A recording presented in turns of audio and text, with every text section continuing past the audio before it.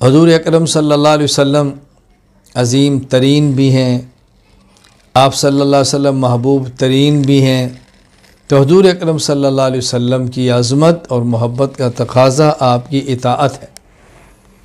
آپ کی محبت کا تقاضا صرف زبانی جمع خرچ نہیں ہے، صرف زبانی جمع خرچ نہیں ہے، بلکہ آپ کی محبت کا تقاضا یہ ہے وہ اعمال کریں جس سے آپ خوش ہوتے ہیں، آپ کی آنکھیں ٹھنڈی ہوتی ہیں، ان اعمال سے بچیں کہ جس سے آپ ناراض ہوتے ہیں، جس سے آپ کو تکلیف پہنچتی ہے، ان اعمال سے بچیں۔ وہ اعمال کریں کہ جس سے آپ کی آنکھیں ٹھنڈی ہوتی ہیں، وہ اعمال کریں کہ جس سے آپ کو راحت ملتی ہے، جس سے آپ کو خوشی ہوتی ہے، وہ اعمال کریں۔ حضور اکرم صلی اللہ علیہ وسلم کا مبارک لباس اپنائیں، سر سے لے کر پاؤں تک۔ آپ ٹوپی مبارک پہنا کرتے تھے، ٹوپی پہنیں، پگڑی مبارک پہنتے تھے، پگڑی پہنیں، یہ آپ کی محبت کا تقاضا ہے۔ ہم ننگے سر نہ پھریں، سر پہ پگڑی اور ٹوپی پہن کے پھریں۔ حضور اکرم صلی اللہ علیہ وسلم کے بارے میں حدیث میں ابواب قائم کیے ہیں کہ آپ کی پگڑی کا رنگ کیا تھا۔ باب ما جاء فی امامت النبی صلی اللہ علیہ وسلم، مکہ فتح ہوا، وعلی امامت سودا، آپ کے سر کے اوپر سیاہ رنگ کی پگڑی تھی، آپ نے کب سفید رنگ کی پگڑی باندھی ہے، حضر میں آپ کا معمول سفید کا بھی تھا، سفروں میں سیاہ کا بھی تھا، تو آپ نے مختلف رنگوں کی پگڑی پہنی ہے، تو حق بنتا ہے کہ ٹوپی پہنے، حق بنتا ہے پگڑی باندھیں۔ حضور اکرم صلی اللہ علیہ وسلم سر مبارک پہ رات کو تیل لگایا کرتے تھے، سر پہ تیل لگایا کرتے تھے۔ آدمی تیل اسی لگائے کہ میرے سر میں خشکی ہے، جائز ہے، لیکن اس لیے لگائے کہ میرے پاک پیغمبر کی سنت ہے، کیا مزہ ہے، خشکی تو دور ہونی ہے، لیکن حضور صلی اللہ علیہ وسلم کی سنت سمجھ کے لگائے۔ اور آپ اتنا تیل مبارک لگاتے، اپنے سر مبارک پہ اتنا تیل لگاتے کہ آپ کو اپنے سر پر ٹوپی کے نیچے کپڑا رکھنا پڑتا، اور وہ کپڑا تیل میں یوں آلودہ ہوتا، یوں تیل لگتا، کہتے ہیں کہ انہ صوب سیات، یوں لگتا کہ تیل کے کام کرنے والے شخص کا یہ کپڑا ہے۔ آپ اپنے سر پہ وہ رکھتے تھے۔ پھر آپ کا مبارک عمل تھا، ٹوپی ہے، اوپر پگڑی ہے۔ پھر رسول اکرم صلی اللہ علیہ وسلم کی مبارک عادت ہے کپڑے کیسے پہننے ہیں۔ آپ نے جوتا مبارک پہننا ہے، عصا مبارک رکھا ہے، مسواک کا استعمال کیا ہے، تسبیحات کا اہتمام کیا ہے۔ رسول اکرم صلی اللہ علیہ وسلم کی وہ ظاہری چیزیں جو ہمارے اختیار میں ہیں، اس کو ہم نے اپنانا ہے۔ آپ کو حسن و جمال وہ تو ہمارے اختیار میں نہیں ہے، لیکن آپ نے حسن و جمال کو برقرار رکھنے کے لیے جو چیزیں اختیار فرمائی وہ تو ہمارے اختیار میں ہے نا۔ آپ نے خوشبو کا کتنا استعمال کیا ہے۔ حالت مبارک یہ ہے کہ آپ کے مبارک پسینے سے خوشبو آتی ہے، آپ کے مبارک برات سے خوشبو آتی ہے، حاجت سے خوشبو آتی ہے، لیکن اس کے باوجود بھی آپ نے خوشبو کا اہتمام کیا ہے، تو ہمیں بھی خوشبو کا اہتمام کرنا چاہیے، بہت اہتمام کرنا چاہیے، خوشبو کا اہتمام کریں۔ رسول اکرم صلی اللہ علیہ وسلم نے جن جن چیزوں کا اہتمام کیا ہے، وضع قطع ظاہری چیزیں، ہمیں اس کا بھی خیال کرنا ہے۔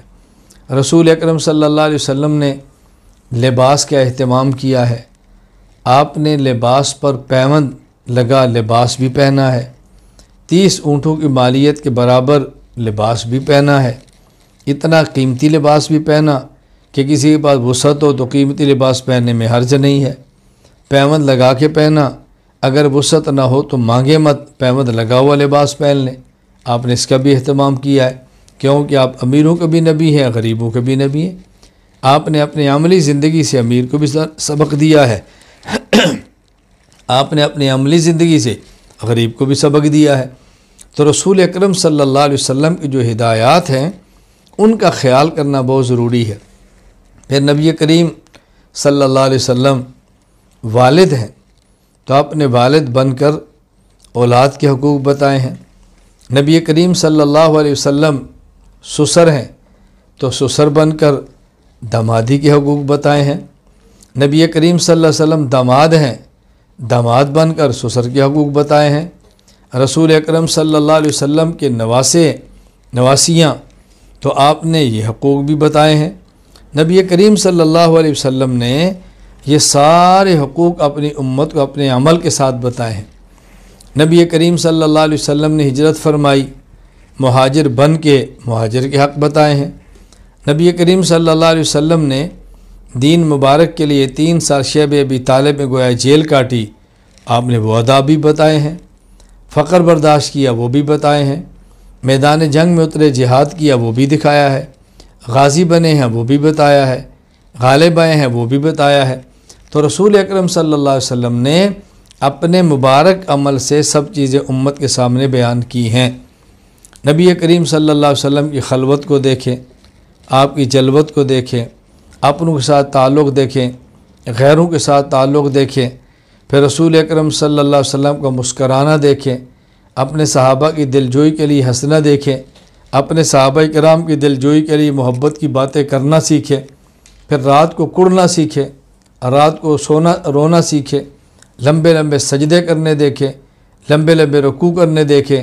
تو رسول اکرم صلی اللہ علیہ وسلم کی وہ زندگی خلوت کی بھی ہے، یہ زندگی جلوت کی بھی ہے، یہ زندگی اپنوں کے ساتھ ہے، وہ زندگی غیروں کے ساتھ ہے۔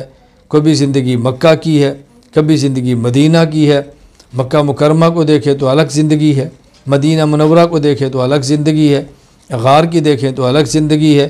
تو رسول اکرم صلی اللہ علیہ وسلم نے اپنے عمل سے یہ سارے معاملات امت کے سامنے پیش کیے ہیں، اور ہمارا حق ہے امتی ہونے کی حیثیت سے کہ ہم نبی کریم صلی اللہ علیہ وسلم کی ان اداؤں کو اپنائیں، ہم ان اداؤں سے محبت کریں، رسول اللہ صلی اللہ علیہ وسلم کی طرح جینا سیکھیں، پیغمبر کی طرح دنیا سے جانا سیکھیں، پیغمبر کی طرح صحت میں رہنا سیکھیں، بیماری آئی تو برداشت کرنا سیکھیں۔ یہ رسول اکرم صلی اللہ علیہ وسلم کی ساری زندگی کھلی کتاب ہمارے سامنے ہے۔ اور عجیب بات یہ ہے کہ آپ صلی اللہ علیہ وسلم کی ہر ادا امت نے محفوظ کی ہے، آپ کی ادائیں محفوظ کی ہیں، چلنا محفوظ کیا ہے، بیٹھنا محفوظ کیا ہے، لیٹنا محفوظ کیا ہے، بازاروں میں جانا محفوظ کیا ہے، رات کو مسلح پہ کھڑا ہونا محفوظ کیا ہے، سواری پہ سوار ہو کر سفر کرنا محفوظ کیا ہے۔ یہ ساری ادائیں ہمارے پیغمبر پاک صلی اللہ علیہ وسلم کی اللہ تعالیٰ نے قیامت تک کے آنے والے امتی کے لیے محفوظ کروا دی ہے۔ تو رسول اکرم صلی اللہ علیہ وسلم میں عرض کر رہا تھا کہ آپ عظیم ترین بھی ہیں، مقدس ترین بھی ہیں، محبوب ترین بھی ہیں، اور رسول اکرم صلی اللہ علیہ وسلم مطاع ترین بھی ہیں، یعنی جس کی اطاعت کی جائے، جس کی اطاعت کی جائے۔ اللہ تعالیٰ نے قرآن کریم میں ایک بات ہمیں سمجھائی ہے، ہم نے محبت تو کرنی ہے، ہمارا ایمان ہے، اطاعت کرنی ہے، ہمارا ایمان ہے، لیکن انسان ہے، اطاعت میں کوتاہی ہو جاتی ہے، کبھی غفلت ہو جاتی ہے، کبھی نہیں کر پاتا۔ تو قرآن کریم کہتا ہے وَمَا أَرْسَلْنَا مِن رَسُولٍ إِلَّا لِيُطَاعَ بِإِذْنِ اللَّهِ، ہم نے پیغمبر پاک کو اس لیے بھیجا تاکہ ان کی اطاعت کی جائے۔